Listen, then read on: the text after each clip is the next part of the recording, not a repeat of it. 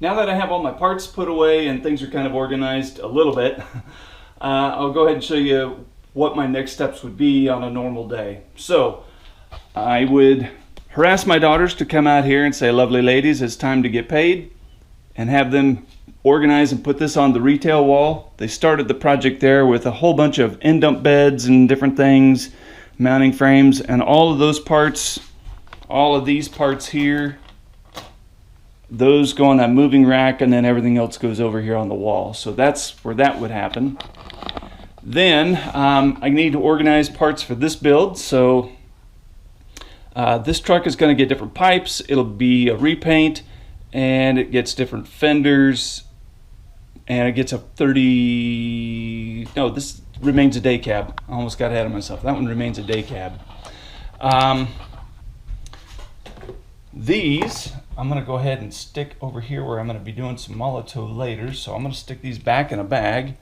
That way I don't lose them, because I want to use some of those quick. So there those go. Perfect. I'll put a couple tools away quick. So this one here gets its own Tupperware container. So we're going to take that and put those together. This truck I may or may not use, but I'm keeping it here together with the T880 just in case. It's now warmed up so I can put my heater away.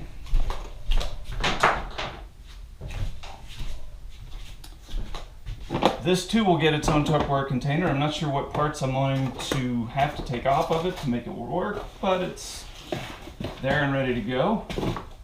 Okay, and then I got my shop rags here. I keep lots of rags around because sometimes you get glue on your fingers. And then I always like to, you might see this piece of jean here. This piece of jean, it's just an old pair of blue jeans, but I cut a chunk out because I just like to work on a material like this, so if I happen to drop a part, hopefully it doesn't hit this mat and then bounce away. And then if I need to wipe off some glue, I just wipe it off on the old rag. Okay, so that's going to go there. Next, I do need to go through my Kenworth parts, and we need to go through Kenworth parts and get out another build. Okay, we need to grab Kenworth number 1 and Kenworth number 2. Okay, we'll stick that out. Then we need to grab, do I need to grab T800 one? I don't think so. Then we need to go grab the KW sleepers. There we go. Okay, sleepers. What else? Oh, and then my frame box for KW. There we go, we'll need frame. And then I need my fenders. Oh, right there in front of me. Okay, we got fenders. We've got all that. Okay. I've got to get a project out. For a guy, so we're going to need a new Tupperware container. Okay. First, I got to see if I got enough donor parts to make this happen. I may have some already taken apart and ready to roll. Let's see if we got one here. That one's good. Then I'm going to need a hood. Do I have a clean hood here? Okay, we're going to take this and that. We need an interior. We need a floor. Okay. And then we're going to need some steps.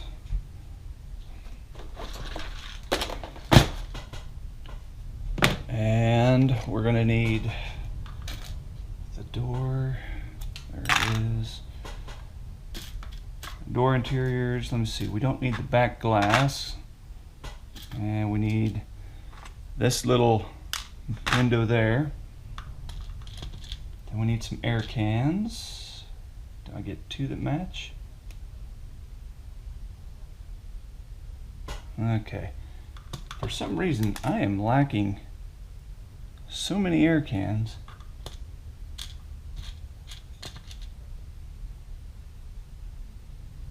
There's one I painted Molotov chrome because it was solid white.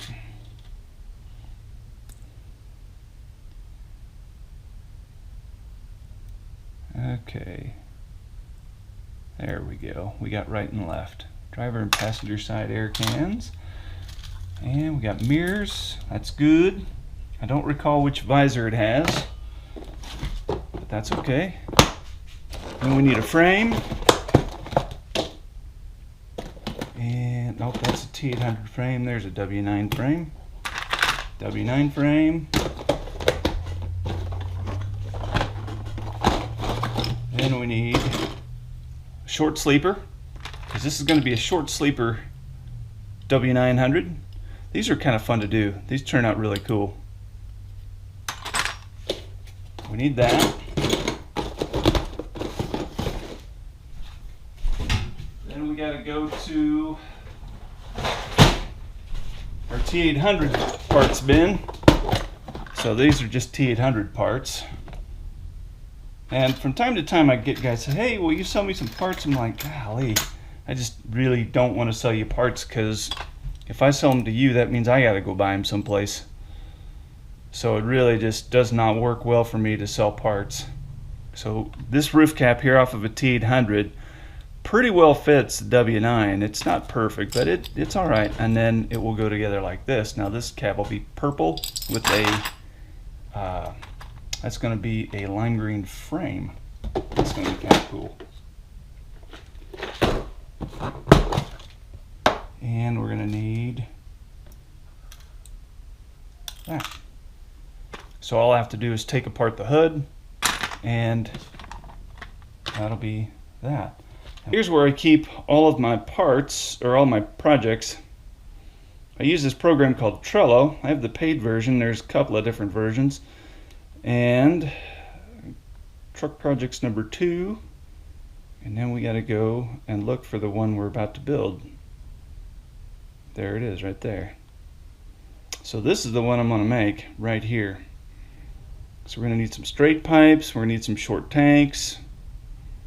Oh, we need wraparound half fenders, which I don't have. I'll have to go buy those. And we got everything else we need. Okay, we're good. So this will at least get us started, and then I'll have to go shopping for that.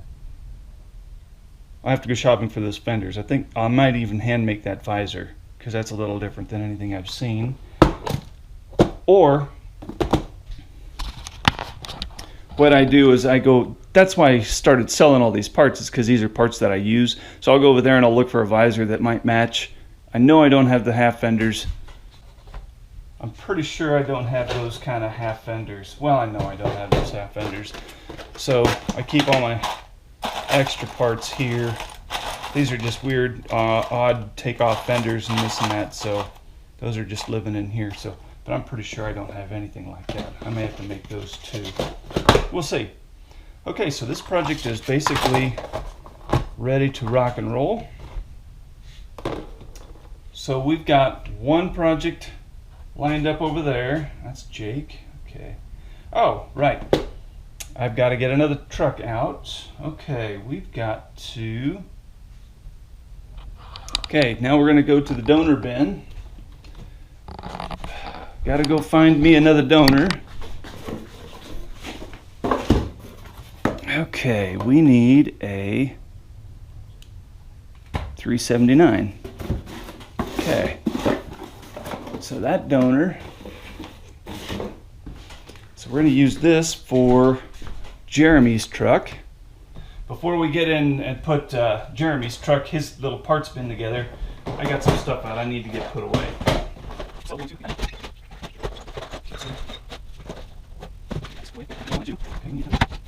For Jeremy's truck, he's got it's just 379.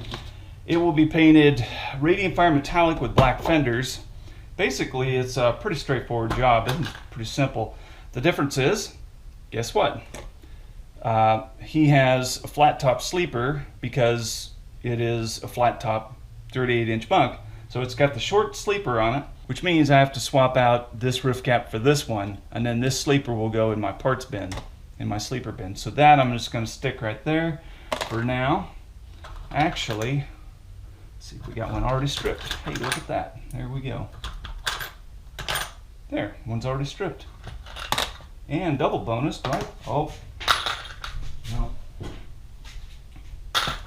I thought I already had fenders painted black, but that has a turn signal in it, so I can't use that.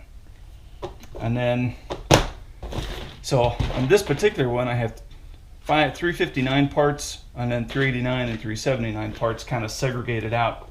And then in this one, it's just general Pete parts that are kind of interchangeable with all the different trucks. Well, the different Peterbilt trucks.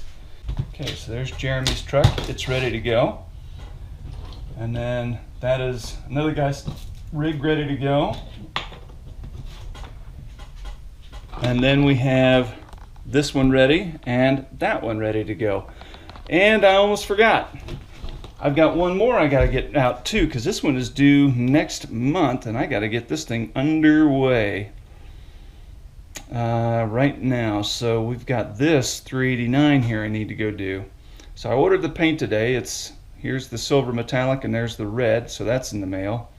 Decals are ordered. So now I gotta go and find all the rest of the parts for that one. So we gotta go back to the donor bin and find us a 359. It's a 359. Not a 359. We got to find us a, shucks, what am I thinking? Doggone it. 389. Oh my gosh. Why was that so painful? Do I have a 389 in here? I do. Right there's a 389. Good. So those are donors right there, if you were wondering, and then a couple of odd things that I just needed a place to put them. And I always try and buy donors as cheap as I can find them.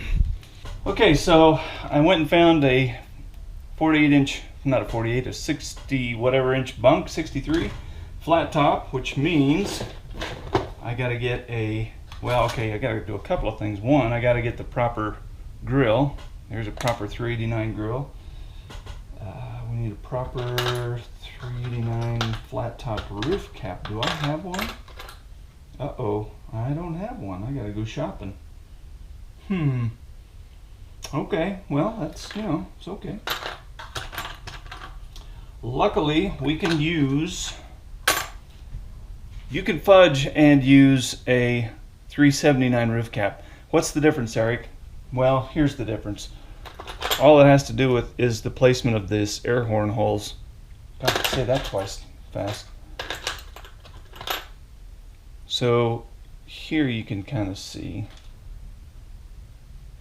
That's the difference in the roof cap between a 389 and 79. Air horn, the holes are closer on 79 and farther apart on 89. So we can make this work and still use the factory air horns that would come on 389. What you'd have to do is just cover these two holes up with some sort of body filler or whatever, and then sand them smooth, and you can either drill a new hole or you would just remove the rear peg on the air horn. You just snip that flush. So instead of having that long peg there, you just snip that flush and then glue it to the top of the cab. That is your quick fix to remedy that situation if you're missing a proper roof cap for whatever it happens to be you're working on. But this only works for Peterbilts because, well, I guess it'd work for others, but Peterbilts are the ones that have two different roof caps for 89 and 79.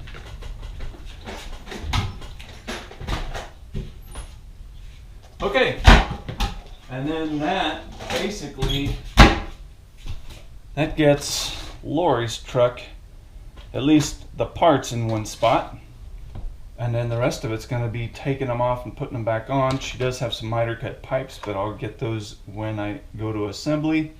I have those on hand. The sleeper will just go in a parts bin, and then I'll have to remove that black ring on the tanks, which you can do fairly easy. Let's just double check that. Yep, it'll have chrome tank. Actually, those have stovepipes. So this truck has stovepipes on it, which is great. Yeah, right there. Are those, nope, those are miter cuts. Okay, miter. Oh, and those air horns are round. Matter of fact, that roof cap is smooth too. Boy, I'm glad I looked at that a little closer. Okay. And then we'll have to get a screen for the grill. Yeah, that roof cap is smooth.